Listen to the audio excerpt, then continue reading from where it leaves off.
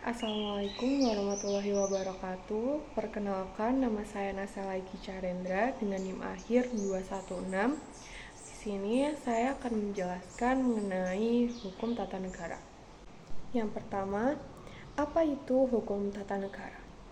Hukum tata negara sering disebut sebagai konstitusi dalam arti luas, karena mencakup aturan-aturan dasar yang membentuk negara. Hukum tata negara atau HTN adalah cabang ilmu hukum yang mempelajari prinsip-prinsip dan norma-norma yang mengatur penyelenggaraan negara, hubungan antara lembaga-lembaga negara, dan hubungan antara negara dengan warga negaranya. Hukum tata negara juga mengatur hak dan kewajiban warga negara, bertujuan menjaga keseimbangan kekuasaan, melindungi hak-hak kebebasan warga negara, memastikan keadilan dalam pelaksanaan pemerintahan, dan menjamin pemerintahan yang efektif. Selanjutnya, berikut ini adalah topik utama yang biasanya dibahas dalam hukum tata negara. Yang pertama adalah struktur negara, seperti pembagian kekuasaan antara cabang eksekutif, legislatif, dan yudikatif. Yang kedua, sistem pemerintahan seperti parlementer atau presidensial. Yang ketiga, peran dan wewenang kepala negara dan kepala pemerintahan. Yang keempat, hak asasi manusia dan kebebasan sipil. Yang kelima, sistem pemilihan dan partai politik. Yang keenam, penyelesaian sengketa konstitusional. Yang ketujuh, konstitusi sebagai hukum dasar beserta berbagai aspek mengenai perkembangannya dalam sejarah kenegaraan. Dan yang terakhir, hubungan antar lembaga negara, struktur pemerintahan, dan pembagian wilayah. Kemudian adalah latar belakang. Latar belakang hukum tata negara sangatlah kaya dan kompleks, mencerminkan kebutuhan akan ketertiban, pembatasan kekuasaan, perkembangan teori-teori kenegaraan, perubahan sosial dan politik, pengaruh hukum internasional, dan pembentukan identitas nasional. Hukum tata negara terus berkembang seiring dengan perubahan zaman dan tantangan-tantangan baru yang dihadapi oleh negara-negara di seluruh dunia.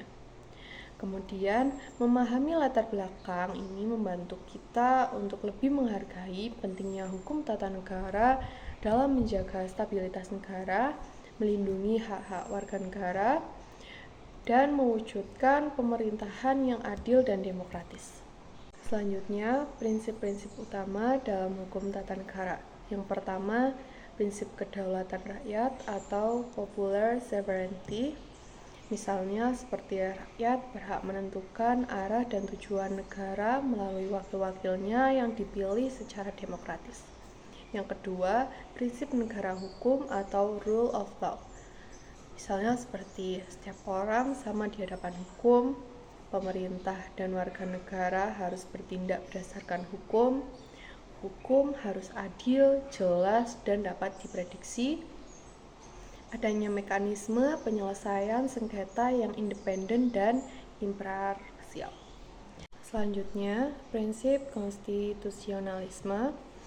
Misalnya, penyelenggaraan negara didasarkan pada konstitusi sebagai hukum dasar tertinggi. Konstitusi membatasi kekuasaan pemerintah dan melindungi hak-hak warga negara. Konstitusi bersifat stabil, namun juga dapat diubah sesuai dengan mekanisme yang ditetapkan. Yang keempat, ada prinsip pemisahan kekuasaan atau separation of power dan checks and balance. Misalnya, kekuasaan negara dibagi menjadi 3 cabang. Yang pertama legislatif atau pembuat undang-undang, yang kedua eksekutif atau pelaksana undang-undang, dan yang ketiga adalah yudikatif atau penegak undang-undang. Setiap cabang kekuasaan memiliki fungsi dan wewenang yang berbeda. Dan juga setiap cabang kekuasaan saling mengawasi dan mengimbangi atau checks and balance untuk mencegah penyalahgunaan kekuasaan. Yang kelima, prinsip demokrasi. Seperti adanya pemilihan umum yang bebas dan adil, kemudian adanya kebebasan berpendapat, berserikat, dan berkumpul. Yang keenam adalah prinsip perlindungan hak asasi manusia atau human rights. Maksudnya adalah negara wajib melindungi, menghormati, dan memenuhi hak asasi manusia setiap warga negara. Negara harus menyediakan mekanisme hukum yang efektif untuk melindungi hak asasi manusia. Kemudian, hak asasi manusia bersifat universal, tidak dapat dicabut, dan melekat pada setiap individu sejak lahir. Yang ketujuh, prinsip akuntabilitas dan transparansi. Misalnya, pemerintah harus bertanggung jawab atas tindakan-tindakannya kepada rakyat. Proses pengambilan tindakan keputusan harus transparan dan terbuka untuk publik.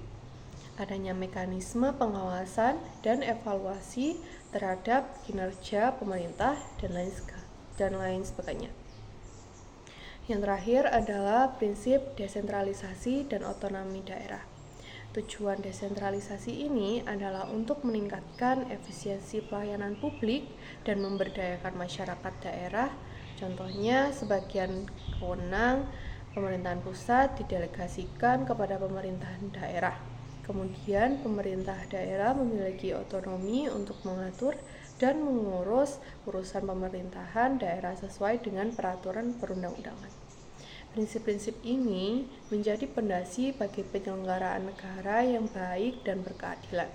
Prinsip-prinsip ini juga tidak hanya bersifat teoritis, tetapi juga harus diimplementasikan dalam praktik penyelenggaraan negara.